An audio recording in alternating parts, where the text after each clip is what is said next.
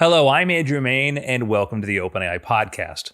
On today's episode, we're speaking with Alexander Wei, Hongxun Wu, and Lijie Chen from the reasoning research team behind a recent math breakthrough from an OpenAI model.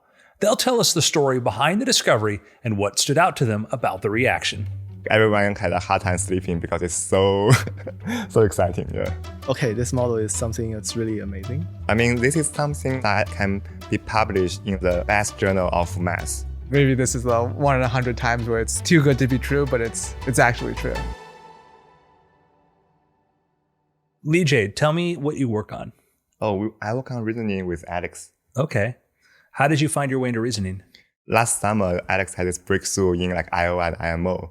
Mm-hmm. I used to be a participant in IOI. Okay. And then I was like, oh, that's crazy.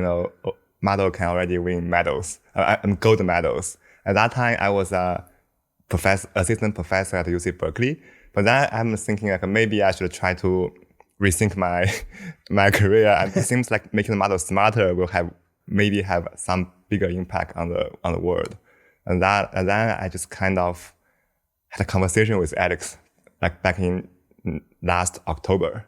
And then I got super excited about this thing. And eventually I just joined OpenAI. We hear IOI and IMO come up a lot. Alex, you want to unpack those for everybody? So IMO and IOI are these two competitions for high schoolers. They stand for the International Math Olympiad and International Olympiad of Informatics, respectively.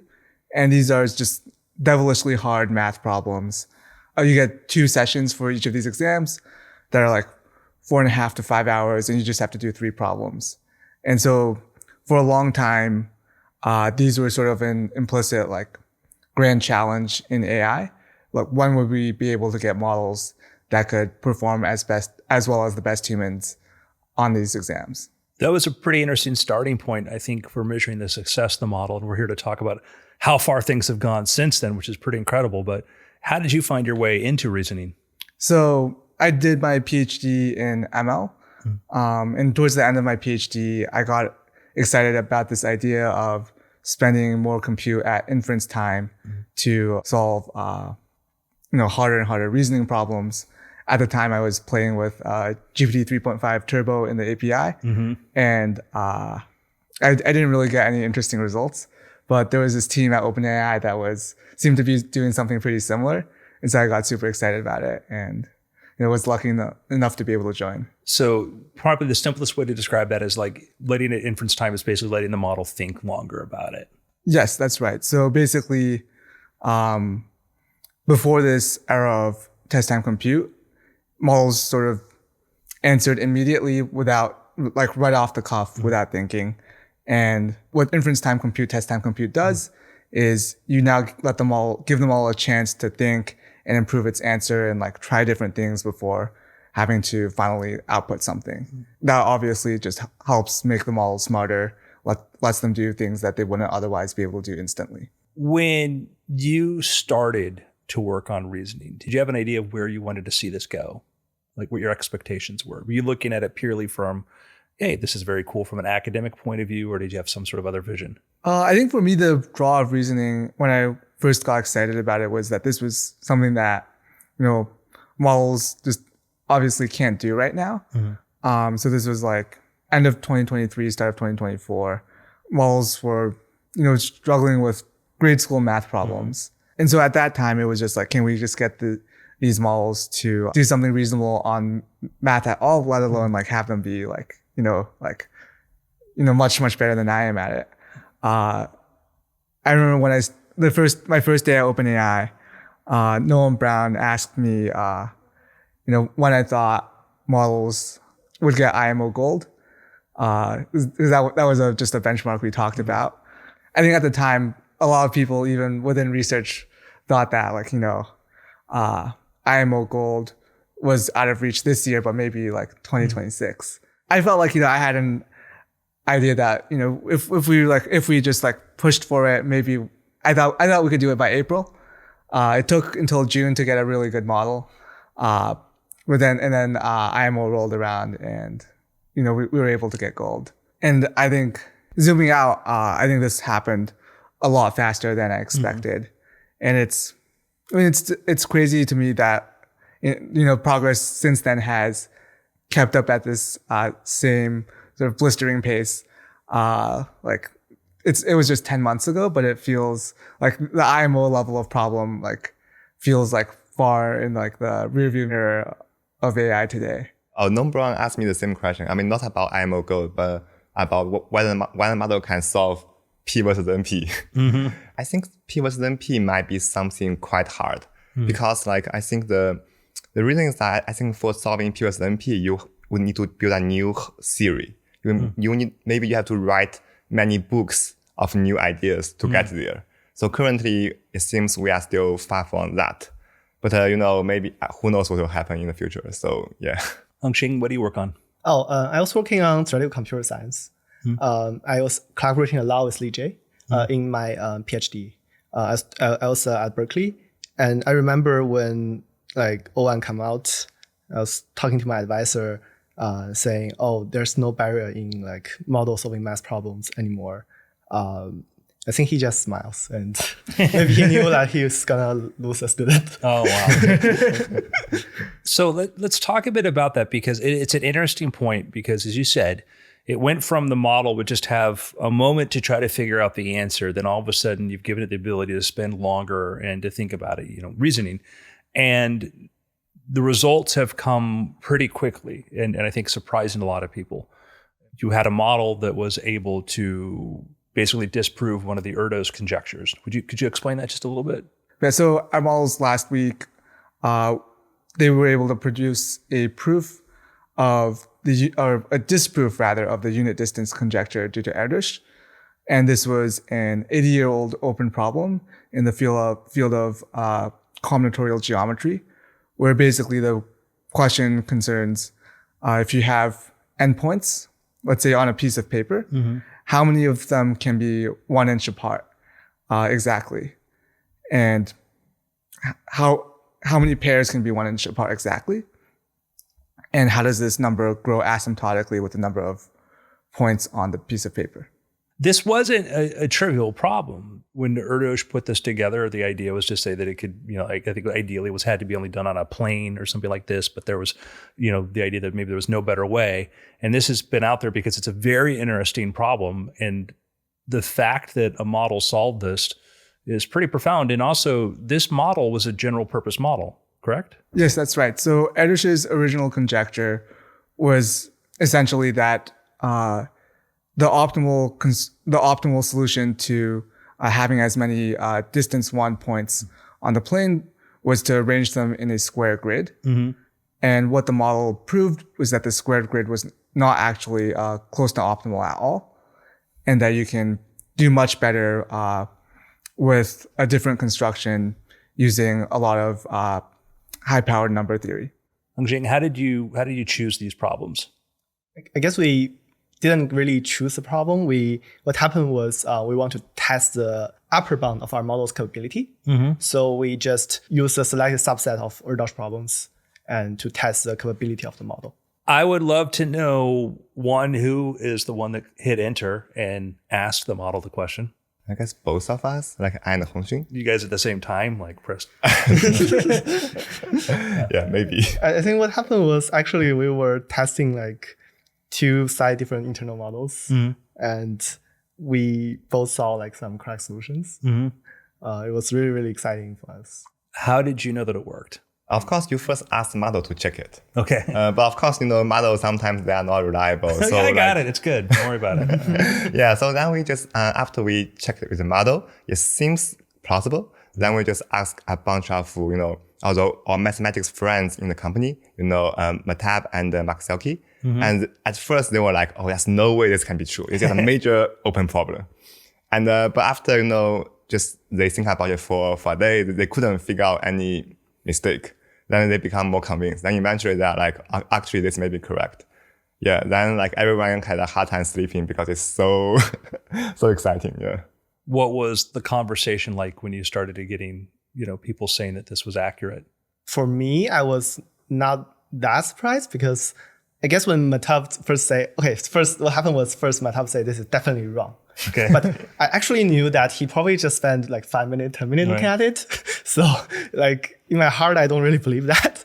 But later he told me it's 50%. I was thinking, okay, if we extrapolate the trend, then maybe next night it will be 100%. So yeah, I guess it's a little bit dreamlike, but also was like, it feels a little bit natural that that this model would do something amazing.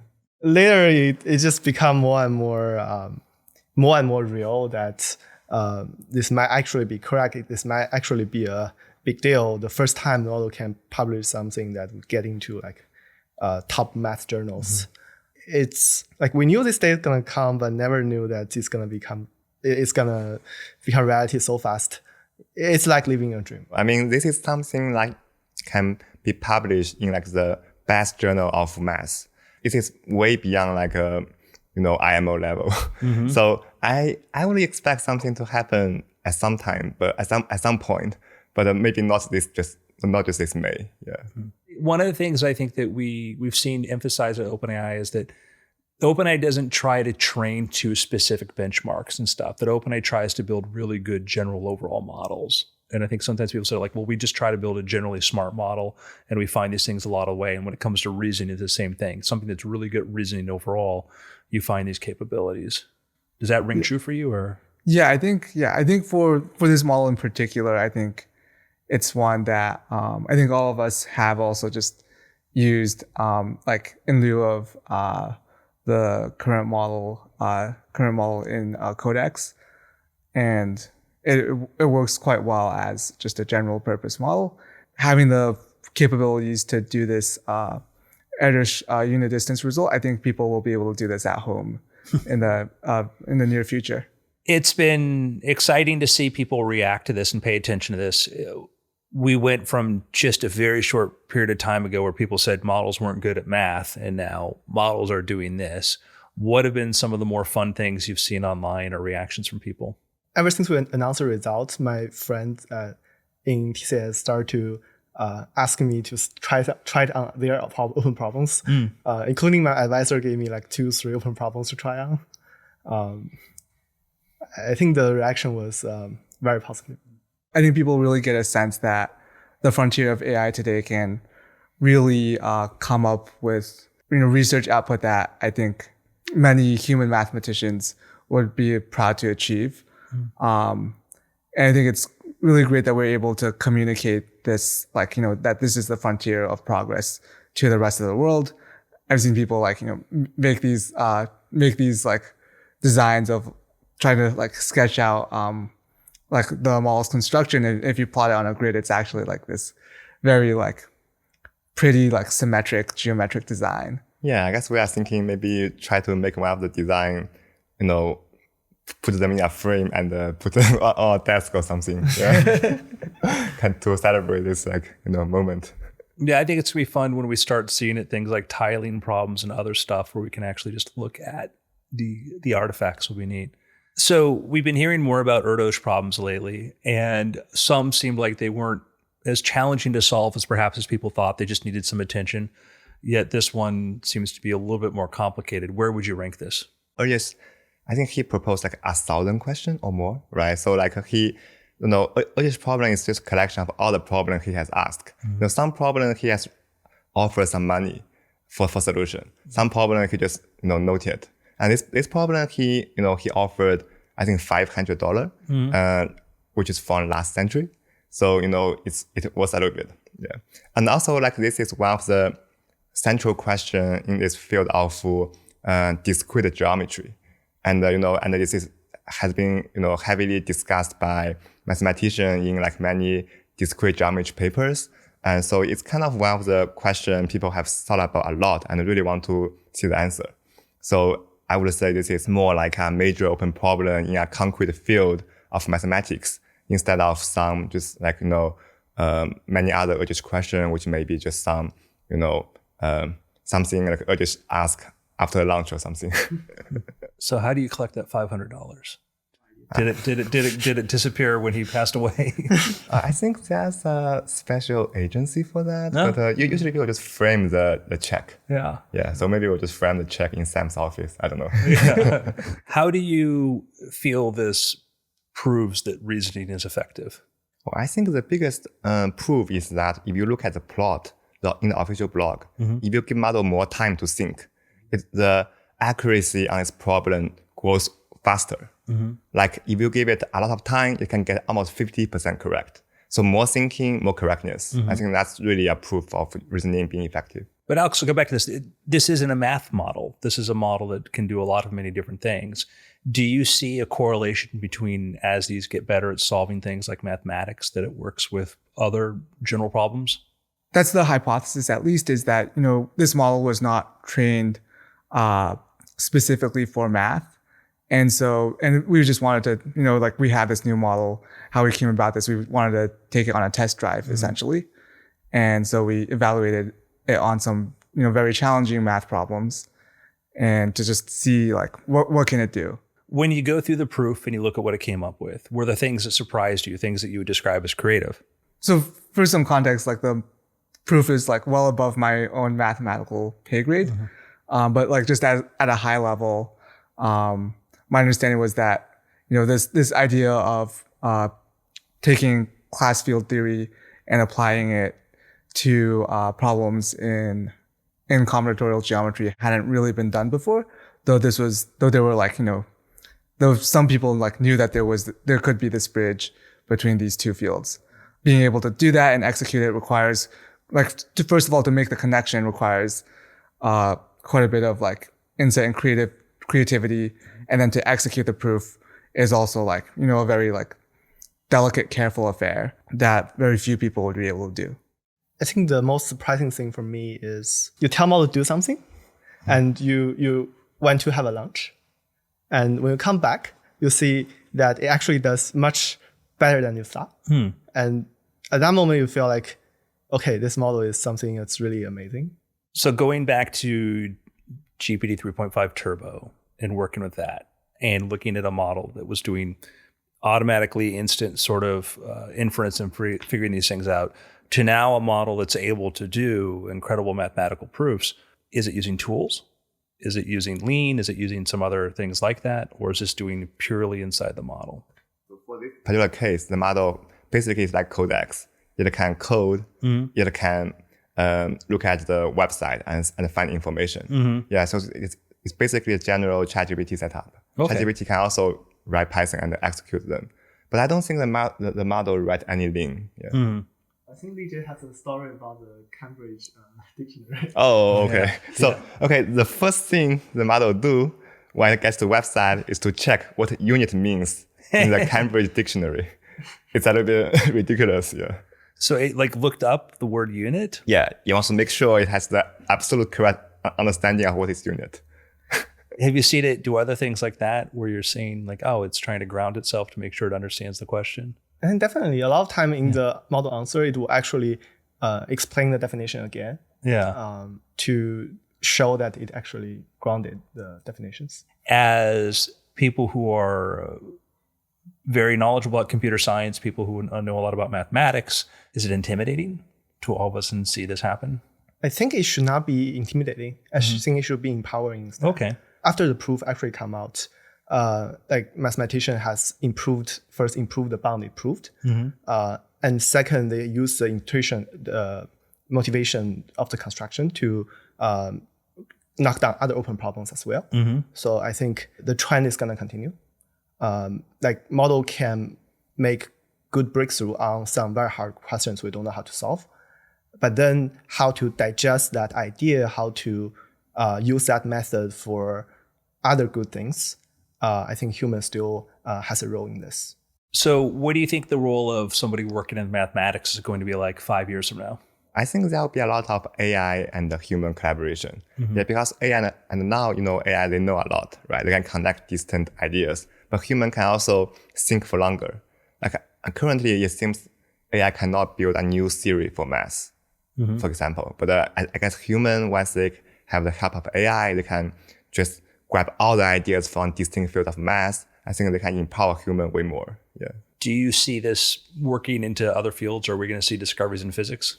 So I mean, I can't speak for physics, but I mean, I guess like we're all researchers in AI, and I think definitely for me, like my day to day looks completely different than when I first started doing research in this field. I think like so much of my work is now done by coding agents. Like I can just like do so much more. And I think that's been a sort of like magical feeling that like with AI, you're really starting now to feel like you can use AI to build AI faster. How much has AI changed the way you do these sorts of things? I think changing completely. Like even when I just joined half a year ago, I was hand coding the codes, looking up the Slack channels for like directions. But now the default is just ask codex. And I ask codex do a lot of things, and then I just go to lunch. I just go to talk to people. The work completely changes. And now you use Codex on your phone and you can check on it. Yeah. It's interesting how much more I want to do things now that you have this sort of tool that can work all the time and do stuff. Lijie, how do you explain this to your friends who are sort of trying to understand what this means and how it's going to impact other fields? So, I mean, I have some mathematician friends, and I have some, friends in other fields. Yeah. So I think the way I want to tell them is that I feel like, some may be afraid that, AI will replace them. AI will just replace mathematician. Yeah. But I think it's really about, empowering like every theoretical researcher. Yeah. Because, AI really have this advantage of knowing so many stuff and connect things. Currently, it seems like the problem hard for human may not be hard for AI. And that's a really great thing. Like we can use AI to solve those problems, get new ideas, and then we can digest them and make new discovery, just like Hongxun said. Yeah. So I think some of them get very excited about this. And of course, one thing is that, currently it's only on math, but I believe that because it's general reasoning model, like all the at least theoretical researcher, they can benefit a lot from that.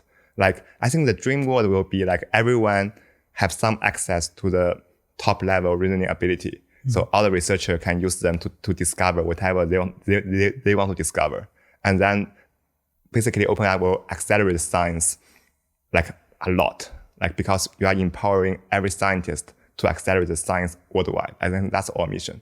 So if I was a researcher, how would I get started? What advice would you have to say, okay, try this first? We'll start with you, Hongxun. Get GPT Pro subscription. Of course. It's really, really much better than thinking without Pro. And because it thinks longer. Yeah. And try to ask the boldest question you can ask. I had the experience that sometimes I try to decompose a problem into smaller problem and ask the model. And turns out that it was not as good as just directly ask the question because my decomposition was not the best way. Why do you think that was? I think because as human, we have all kinds of priors on how problems should be solved. And they are very helpful in reducing the thinking time. But very often the prior are wrong and there are blind spots. And AI models, they sometimes just can, surprise us with discovering these hidden things. When I spoke to Alex Lubchaska, he talked about how kind of treating it like a graduate student, not talking down too low, but not too high, but at the right level. So you could just understand that it knew the terms and it worked for you.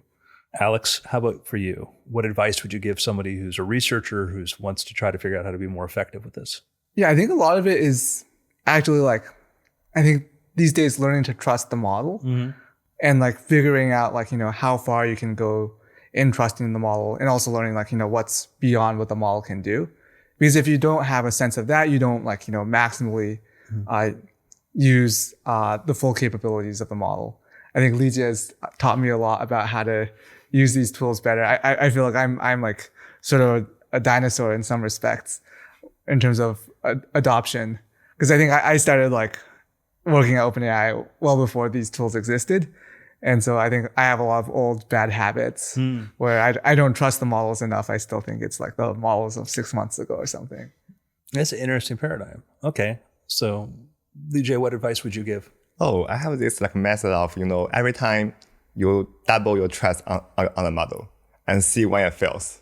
And if it fails, you just go back. And like you do this every month. Then you can quickly get to the point where you can maximally trust the model, but also not breaking your stuff. Yeah, and apparently for the last 5 months, it's going really, exponentially. Back in the GPT-3 days, I had like a list of tests and things like this I would do. And I'd watch them sort of incrementally get better, and then GPT-4. And then by the time O1 came out, I had to throw it out because it was a toy problems at that point.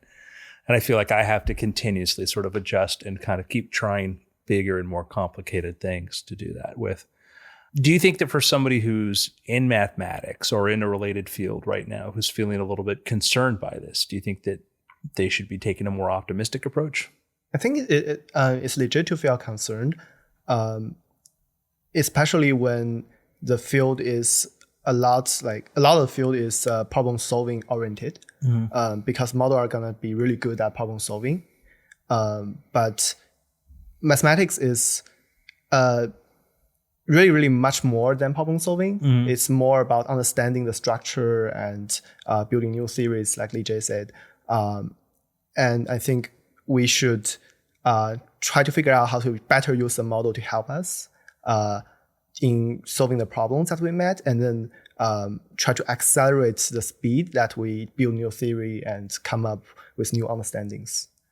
I think that's the more optimistic view. When codex becomes much better, they can do so much more things for you.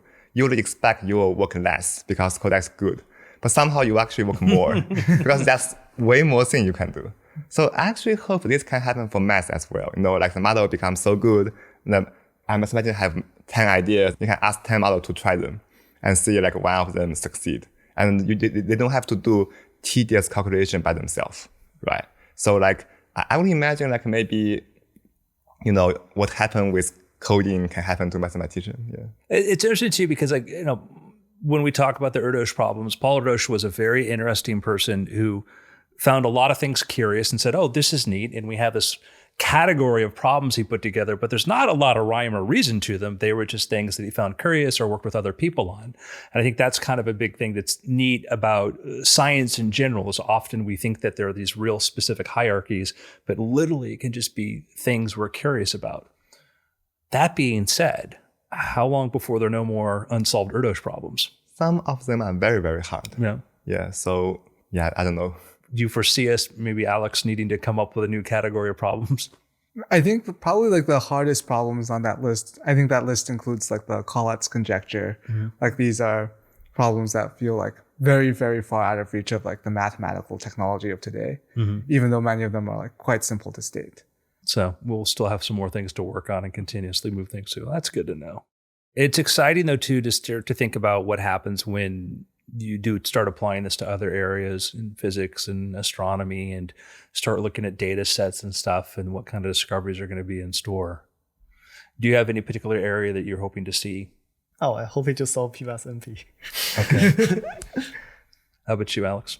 I think the next milestone in my head is really like AI that can like do AI research. I think there are so many like unsolved problems here. We're in a sense like in many ways like limited by like the all the limitations of just our own intelligences. I'm optimistic about like just having AI broadly available as a technology, because there's just like so much more demand for intelligence in the world that like humans can supply.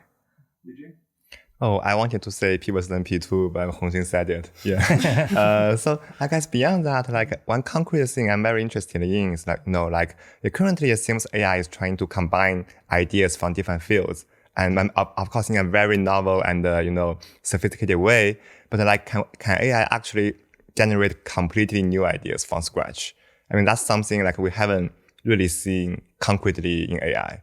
And that's something I maybe want to see next happening. And that can be very cool. Have you seen traces of that yet? I think so. Like, even in this like Erdős problem, I mean, I think if you look at the chain of thought, which is like 125 pages, I think some of the thoughts are pretty creative, although they didn't work out. Yeah. I mean, the final idea is more like combining all the stuff, but some of it has some crazy thoughts. But it is interesting, early on arguments were like these models weren't creative, but you could give it two ideas that had never been connected before and say, what's the relationship? And that would be something very, very new. It felt like something different. And I feel like we'll probably be seeing more of that. Do you see us coming up with new forms of mathematics? I think that actually will be further away down the line because next year. Maybe. I think because models now are very, very good at coming up with some idea to solve a problem, but it's not good at like proposing a completely new, different kind of math or proposing new theory. How to get a model to do that is still like very, very open. How I would think about it is we see this like Moore's law for the time horizon at which these models are effective. And I think you sort of feel that in math where, there's like every few months, the amount of time these models can like sort of work independently for doubles, at least the amount of human equivalent time. And so, for solving problems, if you're really, really good at it, maybe some problems like, actually have pretty short paths for the solution. You don't need to take that long. But I think for inventing like new ways of doing mathematics, that's much more like a years or decades long process. And so I think, it'll still take a bit of time for that exponential to get there. This was done by an internal model that you guys worked on. And since then, 5.5 has been able to do the same thing. And we've seen other labs have said that they've been able to do this as well. But this was several weeks ago, which is now ancient history. What have we seen since then? I think one difference between the original result and I think what the follow-up findings have been is that like actually for the original model there was like no scaffolding needed. You sort of just asked it to do the problem and then it gave you the answer. And so actually this is all you can read the original prompt and response in the note we uploaded on the blog. Whereas I think the follow-up efforts have had a little bit more like structure or like steering of the models. But I think one interesting data point here is that like, it's really all about test time compute scaling. After we initially solved the problem, this is the plot Lijie brought up earlier, is that, with enough test time compute budget, the model is able to solve the problem around 50% of the time. So it's not surprising that like, you can get there with other methods. You can find this with other methods as well. But I think what's really important here is just that like, as you pour in more test time compute, you get better results. It seems like it's kind of a virtuous cycle where you take today's model, give it more compute, let it solve for that, and you understand how these things can be solved. Next generation models can learn from that and just get more and more efficient. And you just have this, basically, it seems like it just scales forever, right? What do you think we're going to see by the end of the year? What I want to see is like, people use our model to discover lots of new stuff. And not only in math, but also in all of science. Of course, OpenAI wants to do some cool math stuff. But I think it would be better if everyone can use the model to like discover their own science. Yeah. And I would expect like many mathematicians will use the model. I mean, maybe not completely on the model, but collaborate with the model to discover a lot of more math results. I think that would be really cool. I've talked to some mathematicians who know others who are very reticent to even try using AI in mathematics. What is the best argument you can give? I think I'll just show them the proof of unit distance conjecture, the disprove of the conjecture. I think just about productivity, right? Like we do math not just to enjoy the pleasure of the problem solving, but also to advance the field and to understand the truth that we're looking for. And using AI is gonna speed up that by a lot. And it's gonna tell us what we are really struggling to find. And it will be hard to resist using AI at some point. You could be an astronomer and not use a telescope, but you kind of have to ask why. Yeah, exactly. I know one of the researchers here likes to watch computers play chess against each other. And he feels like he sometimes learns things from that.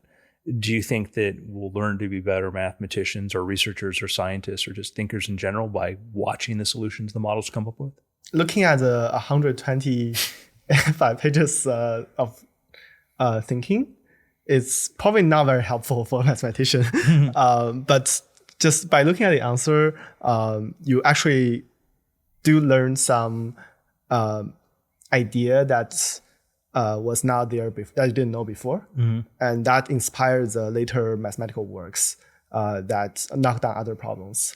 So I definitely think people learn mathematicians learn something from AI solutions. Yeah, so some of the mathematicians that we asked to review the proof, together with collaborators, they actually use the idea to disprove some product conjecture, but for real numbers. I think that's like one very good example. AI can crack down important questions and give us ideas that we can apply elsewhere. Yeah, I think it's remarkable that this group of mathematicians has already just in the span of a week already used it to disprove this result that I think is maybe of similar importance to the unit distance conjecture. So I think this is a wonderful example of mathematicians seeing this and using it as inspiration and bringing the ideas to bear on a different problem. What does this mean for the mathematical community? I think for us, when we do these experiments, I think we want to make sure we empower the academic communities we interact with, where we don't just go to some community and from the outside try to solve a bunch of their problems and give them a bunch of AI slop. But what we really want to do is we want to make these tools available to researchers and let them direct this all this AI test time compute at the problems they think are important. And I think it really shouldn't be viewed as a race to solve as many Erdős problems as we can, but more we want to make people aware that the technology is out there. This is what it can do. You're not trying to solve every Erdős problem. Yeah, I would not say that is our goal. I think this has just happened to be a particularly significant result that we thought would be important to share with the world, that this is the capability level of models today. But this is it's really not the goal to just go through the list as if it were a race. Do you foresee things applying to cryptography? And there's also some debate too about, do these models get so good that we kind of surpass even where quantum computing goes, which sounds kind of crazy. Yeah, I think cryptography is really an important topic these days because, the foundation of cryptography is really about some problems like factoring. It's hard to solve by computers, right? But basically, we only have conjecture. There's no mathematical proof of this fact. And suppose the model gets really good at algorithms. Maybe they will prove, some of the cryptography conjecture and saying, okay, those protocols, they're actually secure. We don't have to conjecture them to be secure. Or maybe they'll find some loophole. And that's also very important. I think we need to make sure, the foundation of all security is good. So the model can stress test the foundation of the cryptography to make sure we have better security. What about quantum computing? I think that's a very different territory, right? Quantum computing, actually I used to study quantum computing. My first paper is on quantum advantage, which shows for some tasks, quantum computer can do better than classical computers. But so far, I think the models, they are just classical computers. They do what human can do. Maybe a bit better. But quantum computer, they can sometimes do more fancy stuff, like simulating some quantum effect in chemistry, which we probably not. Okay, I'm not an expert on that, but that might not. It's unclear. It is just two different paradigms. So so I'm not super sure how they compare to each other. But I think AI is gonna greatly accelerate the pace that we develop quantum computers. In these years, there's improvement in error correcting. You have error correcting code, quantum error correcting codes that only uses like simpler type of operations, and that really speed up the like physical implementation. So I expect more of these to come from like collaboration with AI, that AI can propose new like quantum error correction algorithms, and then we can develop the quantum computers much faster. Once you ask the model to solve a question, you can of course follow up with, how did you solve it? Can you explain this part of the proof to me? And then the model will patiently try to teach you how everything goes line by line. Yeah. So it's actually not just, one shot problem solving. You can ask a follow-up question to learn how the proof works. And I really like that. One thing you learn very quickly as a researcher is that if your results are too good to be true, you probably have a bug somewhere. I think every researcher has had an experience where they see amazing numbers from their experiments, and it turns out there was the experiment was actually wrong. The numbers were wrong. When I first heard about this from Lijie and Hongxun, that was my prior. I was like, oh, I'll wait for them to find the bug. And but then I think as the days went on, you sort of have this growing optimism that maybe this is the 1 in 100 times where it's too good to be true, but it's actually true. Well, gentlemen, thank you very much. Yeah, thanks so much. Thank you so much.